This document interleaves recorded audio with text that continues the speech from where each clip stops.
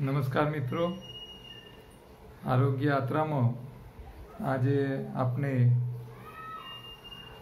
15મી August એટલે સ્વતંત્રતા દિવસનો છે. આજે તમે વિડીયો જોઈ રહ્યા છો એ દિવસે, એટલે થોડી એના વિશે વાતો કરીશું. એ પહેલાં આપણા ઘરમાં રોજ ખાવાતી એક તેલીબિયાની વસ્તુની થોડી વાતો કરી લઈએ. એ છે તલ. તલ જે છે એ 3 પ્રકારના આવે છે. તમે તલની સુખડી બનાવો છો, ઘણા લોકો તલને વઘાર માટે વાપરે છે, ઘણા તલનું તેલ ખાય છે. તો તલ જે છે 3 પ્રકારના હોય: કાળા હોય, સફેદ હોય અને રાતા હોય. ગુજરાતમાં લગભગ દરેક જગ્યાએ તલ પાકે છે. સૂકા વિસ્તારોમાં પણ થાય છે. સૌરાષ્ટ્ર અને ઉત્તર ગુજરાતમાં પણ એનો સારો એવો પાક લેવાય છે. તો તલ જે છે એમાં કાળા તલ જે છે એને શ્રેષ્ઠ કીધેલા છે. સફેદ કરતાં કાળા તલ એ કિંમતમાં મોંઘા બી હોય છે અને ઔષધીય રીતે શરીર માટે ગુણકારી પણ કીધેલા છે. બધા જ પ્રકારના તલ જે હોય એ સ્વાદમાં મધુર હોય છે, તીખા સહેજ હોય છે, કડવા, તુરા, સ્વાદિષ્ટ, ચીકણા એટલે ચીકાસ તો હોય સ્વાભાવિક છે, તેલ છે એટલે ગરમ પ્રકૃતિના છે, કફ અને પિત્ત કરનારા કીધા છે એને. કારણ કે ગરમ છે એટલે પિત્ત વધારે, એટલે લિમિટથી વધારે ન ખવાય, નહીં તો પિત્ત પ્રકૃતિ વધે. બળ આપનારા એટલે કેલરી શક્તિ આપનારા છે. વાર માટે બહુ ઉત્તમ કીધેલા છે, એટલે વાર માટે હિતકર કીધેલા છે. દૂધ વધારનાર એટલે બાળકોને સ્તનપાન કરાવતી બહેનો માટે દૂધ વધારનાર છે. જેમને દૂધ ઓછું પડતું હોય એમના માટે બુદ્ધિપ્રદ કીધેલા છે, એટલે તમારી મેમરીને વધારે સારી કરે છે. સૌથી ઉત્તમ કીધા છે દાંત માટે. તો દાંત માટે અને મરને બાંધનારા પણ કીધેલા છે. તલ અગ્નિવર્ધક, શરીરમાં અગ્નિનું પ્રમાણ વધારે છે. વજન વધારનારા છે, એટલે જે લોકોને વજન વધારવું છે એમના માટે પણ તલ ઉપયોગી છે. તો રોજ એક મુઠ્ઠી તલ ચાવીને ખાવા જોઈએ. તો એનાથી દાંત પણ સારા બને છે, લાંબા સમય સુધી હલતા નથી, દાંત દુખતા કે પડતા નથી. તો રોજ દિવસ દરમિયાન 2 મુઠ્ઠી કાળા તલ તમે ચાવીને ખાઓ, બરાબર, તો લાંબુ આયુષ્ય પ્રાપ્ત થાય છે અને દાંત મળતા સુધી પડતા નથી. આ એની ખાસિયત છે તલની. તલનું જે તેલ છે એ સૌથી ઉત્તમ તેલ કીધેલું છે. 2 પ્રકારના તેલને ઉત્તમ કીધા છે, એક તલ અને બીજું સરસવનું. બાકી ગુજરાતમાં સૌથી વધારે સિંગતેલ ખવાય છે. તો સિંગતેલ જે છે સૂરજમુખી, કપાસિયા, પામોલીન આ બધા તેલના પ્રમાણમાં તલ સૌથી વધારે ઉત્તમ કીધેલું છે.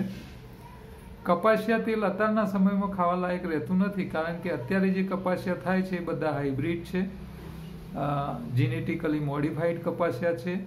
અને આ બીટી કોટન તો એટલો ઝેરી છે કે એના પાંદડા ઉપર પાંદડું ખાય તો ઈયર મરી જાય, આવા છે. એટલે કપાસિયા તેલને એવોઇડ કરવા જોઈએ, ન ખાવા જોઈએ. હા, જૂના જમાનામાં કપાસિયા તેલ દેશી કપાસિયામાંથી બનતું તો એ ખાવા લાયક હતું.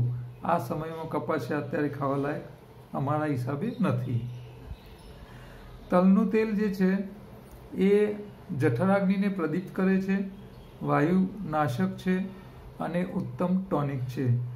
ઝાડા અને પેશાબને બંધ કરવા બાંધે છે અને ચામડી તમારી મુલાયમ કરે છે. એટલે ચામડી ઉપર ચમક જે છે એ તલ ખાવાથી આવતી હોય છે અને ખરાબ કોલેસ્ટ્રોલનો નાશ કરે છે. હા, અહીંયા પાછું તમારે ધ્યાન રાખવાનું છે કે તલના તેલનો વઘારેલો હોય, તળેલું હોય કે શેકેલા તલ હશે તો એ તમને ફાયદો એટલો નહીં કરે જેટલો કાચો તલનું તેલ કરશે. આ ધ્યાનમાં રાખવાનું છે. તલના તેલના કોગરા બી કરવાની આયુર્વેદમાં તો વાતો કરેલી છે કે તલના તેલને મોઢામાં મૂકી અને એનો ફૂલાવાનો મોઢામાં, અને જડબા તમને થાકી જવાય ત્યાં સુધી એને ફૂલાવો કોગળો કરીને. તો શું થાય કે પ્રેશર અંદર તમે આપો તલના તેલનું, તેલ ભરો અને પછી કોગળો કરો અને પછી દબાણ આપો વાયુથી.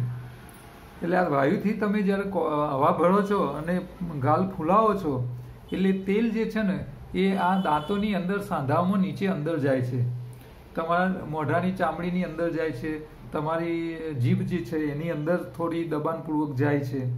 તો આ અંદર તેલ ભરી અને કોગળા કરી અને એને ફૂલાવાથી મોઢું એના ફાયદા બહુ થાય છે.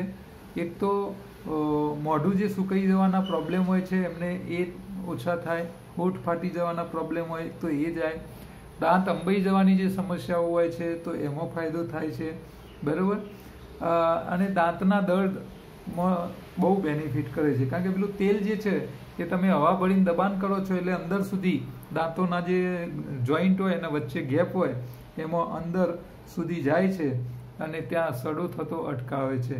એટલે દાંત મજબૂત કરવા માટે તલના તેલના કોગળા કરી અને મોઢું ફૂલાવવાની એક વ્યવસ્થા આપણા આયુર્વેદે આપેલી છે. હવે થોડા પ્રશ્નો લઈ લઈએ. તલ રૂટીન તમે ખાવા લાયક છે એટલે તમે રોજ ખાઓ તો વધારે સારું છે. સિંગદાણા ખાઓ છો તો સાથે સાથે તલનો પણ એટલો જ ઉપયોગ કરો તો તમને બહુ ફાયદો થશે. પ્રશ્ન છે કે એક વ્યક્તિએ પૂછ્યું છે કે સવારના નિર્જરા ઉપવાસ દરમિયાન અશક્તિ લાગે છે તો શું કરવું? ઊંચાઈના પ્રમાણમાં વજન ઓછું છે તો એનો પણ જવાબ આપવા વિનંતી કરેલી છે. તો સવારના નિર્જરા ઉપવાસ દરમિયાન અશક્તિ લાગે તો અહીંયા અશક્તિ બે રીતની હોય છે. એક માનસિક હોય છે અને બીજી રિયલ શારીરિક અશક્તિ હોય છે. જો તમારું વજન ઓછું થઈ ગયેલું છે, પતલા દુબળા થઈ ગયેલા છો અને સવારથી ઉઠી જો તમને કામ વધારે રહે છે તો તમારે બપોરે 12 કે 1 વાગ્યા સુધી ઉપવાસ કરવાની જરૂર નથી. તમે સવારે ઉઠ્યા, તમને એમ લાગે કે હવે કામ કરતાં કરતાં થાક લાગ્યો છે અને અશક્તિ લાગે છે તો તરત તમે ગળ્યા ફ્રૂટ, ગરપણવાળી ખજૂર છે, મધ છે, કોઈ ગળ્યું ફ્રૂટ છે કે જે તરત જલ્દી શરીરમાં પાચન થઈ જાય એવા ફોર્મમાં ગોળ છે તો આ તમે ખાઈ લો એટલે અશક્તિ નહીં આવે, બરાબર છે. હવે અશક્તિ બે કારણસર આવતી હોય છે કે એક તો આપણા શરીરને કામ કરવા માટે જે કેલરી જોઈએ છે, શક્તિ જોઈએ છે એ ગ્લુકોઝના ફોર્મમાં હોય છે, બરાબર. તમે શેરડીનો રસ પીવો છો તો એ ગ્લુકોઝ છે, ઘરે પણ ખાઓ છો તો એ ગ્લુકોઝ છે, ખાંડ ખાઓ છો તો એ ગ્લુકોઝ છે, તો મધ કે ખજૂર આ બધું ગ્લુકોઝ છે. ગળ્યું મતલબ કેલરી અને ગ્લુકોઝ કાર્બોહાઈડ્રેટ્સ કહેવાય. હવે તમે કામ કરો છો, પગના સ્નાયુને કામ કરવું છે તો સ્નાયુને કામ કરવા માટે એનર્જી જોઈએ, તાકાત જોઈએ. તો આ તાકાત જે છે એ પેલા કાર્બોહાઈડ્રેટ્સ દ્વારા મળે છે, બરાબર. હવે પગને કામ કરવા માટે ખાલી કાર્બોહાઈડ્રેટ્સ પૂરતો નથી, એને એ કાર્બોહાઈડ્રેટ્સ એટલે જે ગરપન છે એને સ્નાયુઓ વાપરશે, એમાંથી શક્તિ પેદા કરશે અને પછી તમે કામ કરો છો. તો આ સ્નાયુઓને કામ કરવા માટે ગ્લુકોઝને સળગાવવો પડે છે એને એનર્જીમાં કન્વર્ટ કરવા માટે. તો એ પગને ગ્લુકોઝને સળગાવવા જે પગના સ્નાયુઓ છે એને એનર્જી, ગ્લુકોઝમાંથી એનર્જી કન્વર્ટ કરવાની થાય. જેમ આપણે પેટ્રોલ ગાડીમાં ભરીએ તો એ પેટ્રોલ એન્જિનમાં ગયા પછી સળગે પછી એ તાકાતના સ્વરૂપમાં બહાર આવે ને પછી તમારી ગાડી ચાલે છે. જ્યાં સુધી પેટ્રોલ સળગાવો ના ત્યાં સુધી ગાડી ચાલી શકે નહીં. તો તમારા શરીરમાં ગ્લુકોઝ હોય, પગના સ્નાયુઓ સુધી હાજર હોય, પણ જ્યાં સુધી એ ગ્લુકોઝનું બર્નિંગ નહીં થાય, સરકશે નહીં, ત્યાં સુધી એ શક્તિમાં કન્વર્ટ નહીં થાય. હવે આને બર્નિંગ કરવા માટે કોઈ પણ વસ્તુને સળગાવવા માટે ઓક્સિજનની જરૂર પડે. એટલે જો ઓક્સિજન જે છે એ તમારો તમે અહીંથી નાકથી લો છો અને ફેફસા સુધી ભરો છો તો એ ફેફસામાંથી પગના સ્નાયુ સુધી ઓક્સિજનને પહોંચાડવાની જવાબદારી એ તમારા હિમોગ્લોબિનની છે, લાલ રંગનું લોહી. હવે જો લોહી તમારું સારું હોય, હિમોગ્લોબિન નેચરલ ને ઓરિજિનલ હોય, જેટલું ઓરિજિનલ હોય એટલું ઓક્સિજન વધારે પહોંચે. તો આ અશક્તિ આવવાવાળાના શરીરમાં બીજી પણ સમસ્યા હોઈ શકે છે. ખાલી શક્તિનો અભાવ નહીં, ગ્લુકોઝનો અભાવ નહીં, કાર્બોહાઈડ્રેટ્સનો અભાવ નહીં, શક્તિવાળા ખોરાકનો અભાવ નહીં, સાથે સાથે એમને હિમોગ્લોબિન ઓછું હોય તો પણ સમસ્યા આવે અને તમને અશક્તિ લાગે. તો આવા લોકો ખાસ લીલા પાનના રસ વધારે પીવે. એમાં રજકો છે, સરગવો છે, ઘઉંના જ્વારા આ વધારે પીવે. સાથે સાથે તાત્કાલિક રાહત કરવા માટે, હિમોગ્લોબિન વધારવા માટે ફીંડલા, જે કાંટાવાળા થોર આવે એનો રસ પીવે. રોજ 50-100 ml પીવે. આપણા ત્યાં બધું ઉપલબ્ધ છે. ફીંડલા છે, સરગવાના પાનનો પાવડર છે, રજકાના પાનનો પાવડર છે, ઘઉંના જવારાના પાનનો પાવડર છે. અમદાવાદીઓ માટે તો એક સારા સમાચાર છે કે ઘઉંના જવારા, વ્હીટ ગ્રાસનો કોલ્ડ પ્રેસ કરેલો રસ પણ મળે છે અને હોમ ડિલિવરી આપે છે કંપની. ગટલોડિયામાં છે સત્વરસ નામની કંપની. બરાબર, પૈસા લે પણ તમને ટાઈમસર રોજ પ્રેસ, કોલ્ડ પ્રેસ કરેલો, એટલે એમાં પાણીનું ટીમ્પું પણ ના હોય અને નાના 30-30 ml ના શોટ એ લોકો પહોંચાડતા હોય છે. એ લોકો તો એના સાથે ફ્રૂટના રસ પણ આપે છે. કોલ્ડ પ્રેસ, ક્યાંય હાથ, કોઈ હ્યુમન ટચ હોય નહીં અને હાઇજેનિક કન્ડિશનમાં મશીન ઇમ્પોર્ટેડ, જર્મનીના મશીન એ લોકો લાવેલા છે ફોરેનના, અને ક્યાંય મનુષ્યનો ટચ નહીં અને કોલ્ડ પ્રેસ થઈ અને પાછા બોટલ પેક થઈ જાય અને તમારા ઘરે આવી જાય.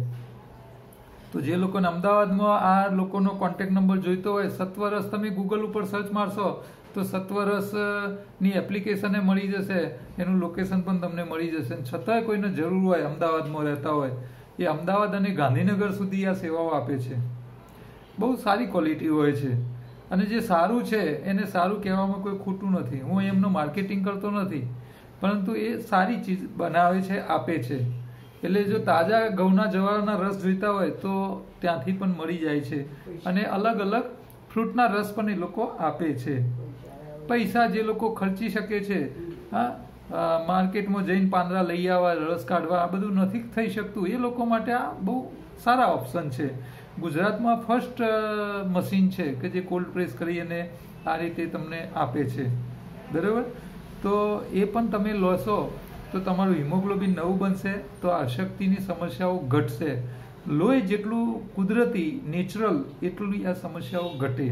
બરાબર, આપણા લોહીનું કામ જ આ છે કે એક તો એનર્જીની જરૂર હતી, એનર્જી પહોંચાડવાની, ઓક્સિજનની જરૂર હતી, ઓક્સિજન પહોંચાડવાનો.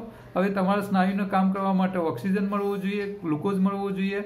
આ કાર્બોહાઈડ્રેટ્સ ઓક્સિજનની હાજરીમાં સર્ગે, એ સર્ગે તો એ કેલરી શક્તિ તરીકે મળે અને તમારા સ્નાયુઓ કામ કરી શકે.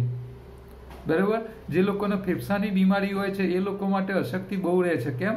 કારણ કે ફેફસા દ્વારા જે ઓક્સિજન હિમોગ્લોબિનને મળવો જોઈએ એ મળવાની પ્રોસેસ ઓછી થઈ ગયેલી હોય છે, એટલે આ અશક્તિની સમસ્યાઓ રહેતી હોય છે. તો ઊંચાઈના પ્રમાણમાં વજન ઓછું છે તો એના માટે બીજું શું, તો શક્તિવાળો ખોરાક વધારે ખાવાનું રાખો. અત્યારે મેં હમણાં જ કીધું, તલની વાતો કરી, તો તલ રોજ 1 વાટકી ખાઓ, ચાવીને, ગોળ સાથે, ખજૂર સાથે, મધ સાથે એની લાડુ બનાવો, એના સુખડી બનાવો કાચામાં, ગરમ કર્યા વગરની, અને શરીરને પાછું કામ પણ કરાવો.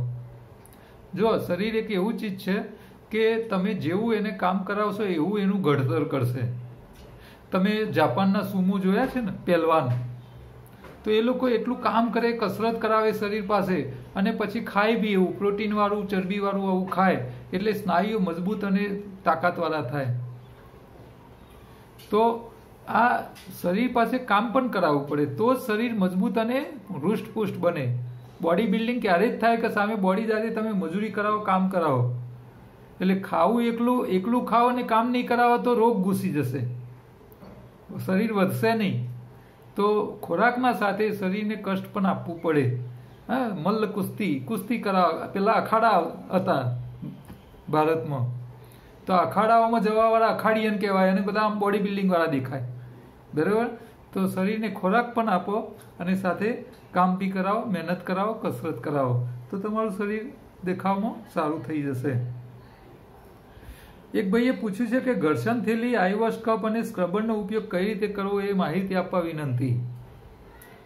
તો આપણા પ્રોડક્ટનું જે એક વિડીયો છે એની અંદર મેં એનો ઉપયોગ બતાવેલો છે, છતાં હું અત્યારે રિપીટ કરી લઉં છું. ઘર્ષણ થેલી એક કપડાનું, કોટન કપડાના દોરામાંથી વિનાટ કરેલું જાડું કપડું હોય, જેને શરીર ઉપર ઘસવા માટે હાથના મોજા જેવું આવે, હાથે પહેરી લો અને ઘસી ઘસીને સ્નાન કરો. એટલે આપણે કપડાથી, કોટન કપડાથી શરીરને ઘસવાથી શું થાય કે ચામડી ઉપર જે કંઈ મેલ છે અને પરસેવાના છિદ્રો છે એ ખુલી જાય અને ચામડી ઉપરથી ચોખ્ખી થઈ જાય. એટલે પરસેવાના છિદ્રો ખુલવાથી શું થાય કે તમારા લોહીનો જે કચરો છે, જે કચરો પેશાબ રૂપે ન નીકળી શકતો હોય એ પરસેવા રૂપે શરીર કાઢે, તો એ કચરો જલ્દી નીકળશે. એટલે હંમેશા સાબુથી નાહવું જોઈએ પરસેવાની ગંધ કાઢવા માટે, પરંતુ કપડું ઘસવું એ વધારે સારું કીધેલું છે. નેચરોપથીને આયુર્વેદને તો કપડું ઘસીને સ્નાન કરવાની વાત કીધેલી છે. એટલે આ ઘર્ષણ થેલી જે છે એ સ્નાન કરવા માટેની એક મોજો છે હાથમાં પહેરવાનો, અને નાહવાના ટાઈમે તમે ઘસો, આખા શરીરને ઘસી અને સ્નાન કરી લો. એના સાથે આપણે આઈ વોશ કપ આપીએ છીએ. તો આઈ વોશ કપમાં પાણી ભરી અને આંખોને વોશ કરવા માટે આપેલું છે. હા, જે લોકોને નંબર છે, આપણે આખું શરીર ધોઈએ છીએ, સ્નાન કરાવીએ છીએ, આંખોને વોશ કરતા જ નથી. તો આંખોને ધોવા માટેનો એક કપ આવે છે, આઈ વોશ કપ. એ આંખોમાં આ રીતે પાણી ભરી અને તમે આંખો ઉઘાડ બંધ કરો તો આંખોની અંદર સ્વચ્છતા થાય, કોઈ કચરો હોય તો નીકળી જાય. બરાબર. નંબરો ધીરે ધીરે ઓછા થાય. બાળકો માટે ખાસ એ ઉપયોગ કરવા જેવી ચીજ છે. અને સ્ક્રબર આવે છે માટીનું, જેમાં નીચે પોઈન્ટ હોય, એટલે તમે એ ઘસી શકો પગના તળિયા અને દબાઈ શકો. હાથના તળિયામાં દબાઈ શકો એક સ્ક્રબર, અને પગના તળિયાને, એટલે સ્નાન કરો એ વખતે બંને હાથ અને પગના જે એક્યુપ્રેશર પોઈન્ટ છે એને દબાવવા માટે આ સ્ક્રબર આવે છે માટીનું. તો આ 3નો સેટ આવે છે. બરાબર. તો એ તમે ઉપયોગ કરી શકો છો. બીજા એક પ્રશ્ન છે કે જય સ્વામિનારાયણ સાહેબ, મને 2-3 દિવસથી ગળામાં કફ જેવું લાગે છે, કમજોરી જેવું લાગે છે, તો સલાહ આપવા વિનંતી. આપણા સાધક છે. જ્યારે જ્યારે કફ વધે એટલે તમારે માની લેવાનું કે તમારા લોહીમાં કફના વાયરસ વધ્યા છે, એટલે તમને કફ વધ્યો છે. હવે કફના વાયરસ ક્યારે વધે? જ્યારે લોહીમાં તમે એને ખોરાક વધારે આપો. હવે લોહીમાં ખોરાક ક્યાંથી આવે વાયરસ માટેનો? કે તમે જે ખાઓ છો એ બધું લોહીમાં જાય છે, અને શરીર સમયસર એને ન વાપરે, લાંબો સમય પડી રહે, સડી જાય, એટલે કફના વાયરસ માટે ખોરાક થાય. એટલે આવું કંઈ બી લાગે, એટલે તમને કફ થયો છે, ગળામાં આવું મહેસૂસ થાય છે, તો તમને ભૂખ અને તરસ ઓછી થયેલી તમે અનુભવ કરશો. તો આવું કંઈક લાગે તો એ વખતે ખાવાનું બિલકુલ મિનિમમ કરી નાખો. શક્ય હોય તો એક દિવસ ઉપવાસ કરી નાખો. નિર્જળા થાય તો ઉત્તમ, ને ન થાય તો પાણી પીને, ખાટા લીંબુ પાણી ઉપર રહી અને ઉપવાસ કરો. જેવો શરીરમાં લોહીમાં ફરતો કચરો ઓછો થશે, તરત તમારું ગળું અને શરદી એની મેરે ઓછી થઈ જશે. એમને લખ્યું છે કે હું આપને 1.5 વર્ષથી ફોલો કરું છું, આપની ઘણી શિબિરો પણ ભરી ચૂક્યો છું, અને ભોજન પ્રથા પણ ચાલુ જ છે. મારા મધરને કોલોન કેન્સર હતું, એમને લઈને આવ્યા હતા. પ્રહલાદભાઈ પ્રજાપતિ પારસાના છે, માણસા જોડે પારસા, ગોજારિયા જોડે પારસા ગામ છે, ત્યાંના વતની છે. શરીરના એન્જિનિયર બનો વિડીયો મને મોઢે થઈ ગયો છે. તમે જુઓ, 1.5 કલાકનો વિડીયો એમને મોઢે થઈ ગયો છે. એટલે એમને કેટલી વાર સાંભળ્યો હશે, ત્યારે એમને મોઢે થઈ ગયો છે. તો તમારા જેવા સાધકોની ટીમની જરૂર છે. કારણ કે જો તમારા જેવી મોટી ટીમ થઈ જાય તો શરીરના એન્જિનિયર બનો વિડીયો વગર મોબાઈલે લોકોને સંભળાઈ શકે. બરાબર.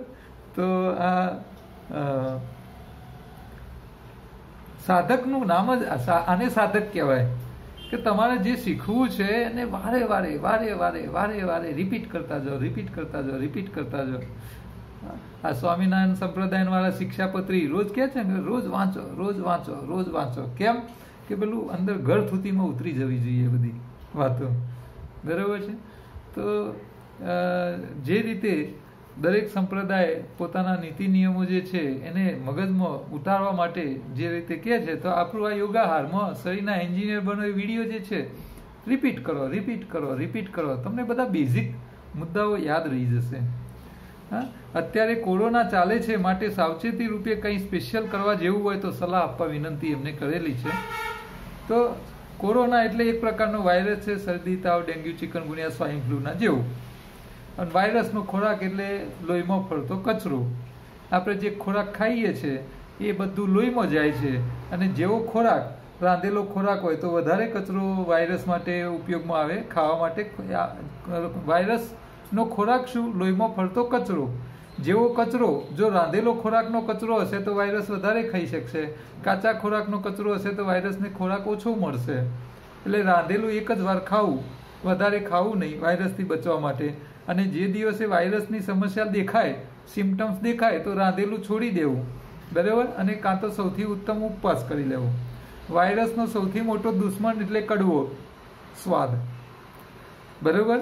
તમે કારેલા છે, કંકોરા છે, પપૈયું સૌથી ઉત્તમ, પપૈયાનું પાન, એનાથી વધારે કડવાશ ઘરો કરતાં પણ એનામાં કડવાશ વધારે છે. પણ પપૈયાને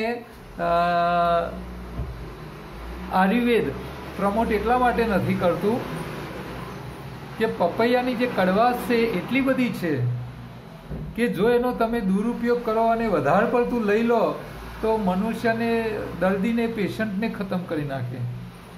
એટલે તમને કોરોનાના લક્ષણો હોય કે ડેન્ગ્યુ ચિકનગુનિયાના હોય કે મેલેરિયાના હોય કે કોઈ પણ વાયરસજન્ય રોગના લક્ષણો દેખાય એટલે તમારા માટે સૌથી ઉત્તમ ઔષધિ એટલે પપૈયાનું પાન. 2-3 પાંદડા લઈ આવવાના, એનો રસ કાઢી દેવાનો, સવારને સાંજ 2 વાર પી લો, 2 દિવસ પીવો એટલે શરીરના તમામ વાયરસને પૂરા કરી નાખે. પણ અહીંયા ધ્યાન રાખવાનું છે, એક સાથે 2 કે 3 પાંદડાનો જ રસ લેવાનો. એની જગ્યાએ 12-13 પાંદડા લઈ આવ્યા અને રસ કાઢીને પી ગયા તો વાયરસ તો મળી જશે, પેશન્ટ પેન પતી જશે. હા, એટલે આ ધ્યાન રાખવાનું છે. જેવું શરીર, છોકરાઓ હોય તો 1 જ પાંદડું, મીડિયમ શરીરનો બાંધો હોય તો 2 પાંદડા, અને ભારે વ્યક્તિ હોય તો વધારેમાં વધારે 3 પાંદડા. એનાથી વધારે પાંદડાનો રસ એક સાથે લેવાય નહીં. આ વાત તમારે ધ્યાનમાં રાખવાની છે. વલ્લભભાઈ પટેલે એક મેસેજ મને મોકલ્યો છે, થલતેજના છે, જે ઘણીવાર આપણને પ્રશ્ન મોકલે છે. અમુક લોકોને આમ અંદરથી ઈચ્છાઓ થતી જાય છે, પ્રશ્ન હોય તો તરત પૂછે છે. મારા વિડીયો આટલા બધા જોવાવાળા છે પણ પ્રશ્નો પૂછવાવાળા ઓછા છે. અમુક લોકો રિપીટ કરતા હોય છે, અમુક લોકો સાંભળે છે, કદાપી પૂછતા જ નથી. તો આવું નહીં રાખો. મનના સવાલ છે તો પૂછો. તમે નામ લખશો તો હું નામ બોલીશ, નહીં બોલો અને એવું લખશો કે મારું નામ ના લેતા તો હું નહીં બોલું. ચિંતા નહીં કરો, બરાબર. પેલા ભાઈને આંતરડામાં કેથેટર ઘૂસી ગઈ હતી તો આપણે એમનું નામ નહોતું લીધું કે આના ભાઈ હતા એ, બરાબર. પણ સમસ્યા થાય અને એ પૂછે તો એ સારું છે. કેમ? એનો ઉપાય તમને મળે. તો આ વલ્લભભાઈ પટેલ છે થલતેજના, એમને લખ્યું છે, રાજેશભાઈ નમસ્કાર, અળસી અને કાજુ વિશે આપને સાંભળ્યા અને ઘણું બધું નવું જાણવા મળ્યું. હવે સામાન્ય ઘરોમાં મોટાભાગે મુખવાસમાં શેકેલા તલ અને વરિયાળીનો ઉપયોગ વધારે થાય છે તો તેના લાભાલાભની ચર્ચા કરવા વિનંતી. હવે આજે તલની વાતો આપણે કરી લીધી. શેકીને તલ ન ખાવા જોઈએ, વરિયાળી પણ શેકીને ન ખાવી જોઈએ. તલ અને વરિયાળી બંને કાચી જ ખાવી જોઈએ, બરાબર. મુખવાસની અંદર બી ખાઓ તો કાચી ખાઓ. શેકેલી વસ્તુ શરીર માટે ફાયદો ઓછો કરે છે, નુકસાન વધારે કરે છે. એટલે મુખવાસને જે શેકીને ખાવાની આપણી આદતો છે એને બદલવાની છે, બરાબર છે. તો આજે આટલા પ્રશ્નો લીધા. હવે થોડી સ્વતંત્રતા દિવસની વાતો થોડી કરીશું. ભારત દેશ આમ તો 14મી ઓગસ્ટના રાત્રે આઝાદ કરેલો અંગ્રેજોએ, અને 15મીએ આપણે ઉજવણી કરીએ છીએ. સ્વતંત્રતા એટલે શું? તો સ્વતંત્રતા એટલે કે તમને કામ કરવાની સ્વતંત્રતા, તમને તમારી રીતે જીવવાની સ્વતંત્રતા, તમારે કંઈ બોલવું હોય તો બોલવાની સ્વતંત્રતા. આ બધા જ પ્રકારની સ્વતંત્રતા હોય તો ખરેખર સ્વતંત્ર કહેવાય. ભારત દેશની અંદર તમે જુઓ કેવા કેવા લોકો, આપણા નરેન્દ્ર મોદી સાહેબને લોકો ગાળો દેવાવાળા છે, તો આ સ્વતંત્રતા છે. તમને એ નથી ગમતા તો તમે એમના વિશે ગમે તે બોલી શકો છો. બાકી બીજા દેશમાં જાઓ તો સત્તા સામે કોઈ અક્ષર ના બોલી શકે. આ ચીનની અંદર તો વિદ્યાર્થીઓ આંદોલન કાઢેલું તો આ વિદ્યાર્થીઓના ઉપર લશ્કરી ટેન્ક ફેરવી દીધેલી અને વિદ્યાર્થીઓને ખતમ કરી નાખ્યા હતા. ત્યાં કહેવાય લોકશાહી, પણ લોકશાહી છે જ નહીં. ઘણા દેશોમાં આવું છે. ભારતની અંદર તો તમે આટલા સ્વતંત્ર છો, તમે સરકાર સામે બોલી શકો છો, નેતાઓ સામે બોલી શકો છો, સંતો સામે ક્યાંય જરૂર ઘણા સંતો ખોટા કામ કરે છે તો એમના સામે પણ તમે બોલી શકો છો. તો આ સ્વતંત્રતા ભારત દેશમાં જેટલી સ્વતંત્રતા છે એટલી કદાચ દુનિયાના બીજા કોઈ દેશમાં નથી. દુનિયાના કોઈ દેશમાં નથી, એ તો આપણે કહી શકીએ છીએ. એટલે તમે સ્વતંત્રતાનો દુરુપયોગ કરો એ પણ ખોટું. સારાને સારું કહો, ખરાબને ખરાબ કહો, કંઈ વાંધો નથી. ખરાબ છે તો કહી શકાય છે. અમે તમને કંઈક સલાહ સૂચન આપીએ છીએ, એમાં તમને એવું લાગે કે અમને અહીંયા ખોટું લાગે છે તો તમે અમને કહી શકો છો, અને એમાં અમે ભૂલ સુધારવા માટે તમે અમને જાણ કરી શકો છો. બની શકે ક્યાંક અમારાથી ભૂલ પણ થતી હોય છે. બરોબર. એક વખતે લેક્ચરમાં મારાથી ભૂલ થયેલી. અર્જુન સાલની જગ્યાએ અશોકની સાલ હું બોલી ગયેલો, તો એક ભાઈએ મને રિમાઇન્ડ કરેલું કે સાહેબ અહીંયા તમે ભૂલ કરી છે.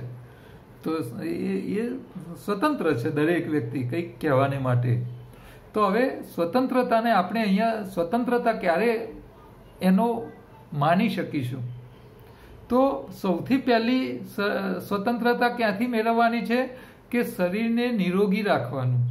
તમે દવાઓ ખાઈને જીવો તો દેશે તમને સ્વતંત્રતા આપી, પણ જો તમારું શરીર દવાઓનું પરતંત્ર હશે, દવાઓની ગુલામી સાથે જીવતું હશે, તો એ સ્વતંત્રતાનો કોઈ મતલબ નથી. આ જીવનનો કોઈ મતલબ નથી. બરાબર. તમે ઘરમાં રહો છો, એ ઘરમાં જે વ્યક્તિ રહે છે એને પણ સ્વતંત્રતાઓ હોવી જોઈએ. દીકરાની વહુ છે તો એને ફોન કરવાની પિયરમાં સ્વતંત્રતા હોવી જોઈએ. ગમે ત્યારે ઈચ્છા થાય એટલે ફોન કરી શકવી જોઈએ. એના ફોનમાં બેલેન્સ હોવું જોઈએ. મેં એવા લોકો જોયા છે કે ઘરવાળી દીકરાની વહુ હોય તો ઘરના દીકરાની વહુના ફોનમાં બેલેન્સ ના હોય, સ્વતંત્રતા જ ના હોય, ફોન કરવાની સ્વતંત્રતા ના હોય. તો આવી ગુલામી, આ તો ગુલામી કહેવાય. અને આવા ઘરમાં દીકરી પરણાવાય નહીં. અને પરણાવી છે ને તમને ખ્યાલ આવે કે જ્યાં તમારી દીકરીને ફોન કરવાની સ્વતંત્રતા નથી, તો એને વહેલી તકે સ્વેચ્છાએ પાછી લઈ આવો, બીજા આપજો. બરોબર છે. તો આ સ્વતંત્રતા તમારે જે કામ કરવા છે. છોકરાઓને ભણવાની સ્વતંત્રતા નથી. એને એન્જિનિયર થવું હોય ને બાપા મંડી પડ્યા હોય, ના તારે તો ડોક્ટર જ થવાનું. તો આ તમે ગુલામી તરીકે રાખો છો. આ ન ચાલે. આ સ્વતંત્રતા નથી. તમારી ઈચ્છાઓને તમે રજૂ ન કરી શકો તો પણ સ્વતંત્રતા ના કહેવાય. તમારે શું કરવું છે, શું ખાવું છે, શું પહેરવું છે, આ પણ સ્વતંત્રતા હોવી જોઈએ. દરેક વ્યક્તિની એક સ્વતંત્રતા છે. બાળક છે તો એને રમવું છે તો રમવા દેવું જોઈએ. એને રમતના સાથે સાથે ભણે, આ આપણે એરેન્જમેન્ટ કરવાની છે રમત સાથે. કારણ કે એનો સ્વભાવ છે. બાળક છે તો એ બાળવૃત્તિ છે, એને ગમશે એ માગશે. તો તમે એવી ચીજો બનાવીને આલો એને ગમે, એને ભાવે, ફાવે. એને રમવા બી દો, ભણવા બી દો. ખાલી ભણાય કરશો તો એ રમશે નહીં તો એનું શરીર કેવું થશે? તમે કલ્પના કરો, તમે જ્યારે નાના હતા એટલે તમારી અપેક્ષાઓ શું હતી? નાના બાળકને ગાડી ગમે, એને રૂપિયાની નોટોમાં પડી ના હોય, એને તો રમતના સાધનો જોઈએ. તો એની સ્વતંત્રતા એને આપો. એની કુદરતની રિક્વાયરમેન્ટ છે એની. અચ્છા, જુવાન હોય તો એ સમય થાય એટલે એના લગ્ન થઈ જવા જોઈએ, એના સાથે એ પણ ગોઠવી દેવું જોઈએ. પછી તમે 35-40 વર્ષનો થાય ત્યાં સુધી બેહાડી રાખો. હા, ખાલી ધંધાકીય ડેવલપમેન્ટ માટે સમય આપો અને પેલું જીવન બધું પતી જાય તો એનો કોઈ મતલબ નથી. હા, જરૂરી છે કે ભાઈ જીવનમાં તમારી પ્રગતિ એ તમારી સારી એક નોકરી મેળવવાની હોય, સારું ધંધો કરવાનો હોય તો એ જરૂરી છે. પણ એના સાથે સાથે આનું એ ધ્યાન રાખો. હા, ઉંમર પતી જાય, બાળકો પેદા કરવાનો સમય જતો રહે, ત્યાં સુધી તમે ભણવામાં જ રાખો તો એનો કોઈ મતલબ નથી. પૈસો એકલો મહત્વનો નથી. તમારું ઓવરઓલ જીવન, એમાં તમારી ખુશીઓ ક્યાં છે, તમને ક્યાં મજા આવે છે, તમને ક્યાં આનંદ આવે છે, આ બધું વ્યક્ત કરવાનો, એ બધું કરવાની સ્વતંત્રતા જરૂરી છે. બરાબર. અને સૌથી આ બધું કરવા માટે શરીર રોગમુક્ત હોવું જોઈએ. એટલે ગુલામી, તમે હોસ્પિટલની ગુલામીમાં જીવન ના હોવું જોઈએ, દવાઓની ગુલામીમાં જીવન ના હોવું જોઈએ. તો આ સ્વતંત્રતા જ્યાં સુધી નહીં આવે ત્યાં સુધી પેલી બધી સ્વતંત્રતાઓ નકામી છે. શરીર સારું રાખવું પડે, શરીર નિરોગી હોવું જોઈએ, શરીર સ્વતંત્ર હોવું જોઈએ દવાઓથી. એટલે દવાઓ ઉપર ડિપેન્ડ થઈને રહેવું પડે, આવું જીવન નકામું છે. એટલે તમે ડોક્ટરો ઉપર ડિપેન્ડ થઈને ન જીવો. ડોક્ટરો ઇમરજન્સી માટે બરોબર છે, જરૂરી છે. એક્સિડન્ટ થયો હોય તો એમના માટે 108 આપણે ડાયલ કરવો, બોલાવો અને હોસ્પિટલ ભેગા કરી લો, બચી જશે, બરાબર. પણ રોજ દવાઓ ખાઈને જીવશો તો તમે સ્વતંત્ર નથી, બરાબર. તો આ સ્વતંત્રતાની વ્યાખ્યા ખાલી સ્વતંત્રતા દિવસ ઉજવવાથી પતી નથી જતો. એ તો તમારી રાજકીય સ્વતંત્રતા મળેલી છે, ગુલામીમાંથી સ્વતંત્ર થયા છો. પણ જો તમારા જીવનની સ્વતંત્રતા જોઈતી હોય તો તમને બોલવાનો હક હોવો જોઈએ.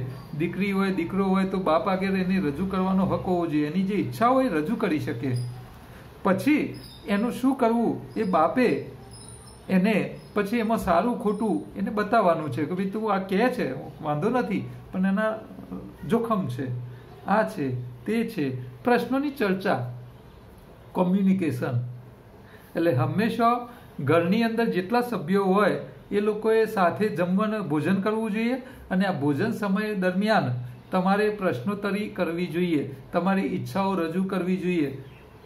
બહેનો તો એમને જે જોઈતું હોય, દીકરાને કે પતિને કહો કે મારે સાડી જોઈએ છે, મારે આ કરવું છે, મારે આમ કરવું છે, બરાબર.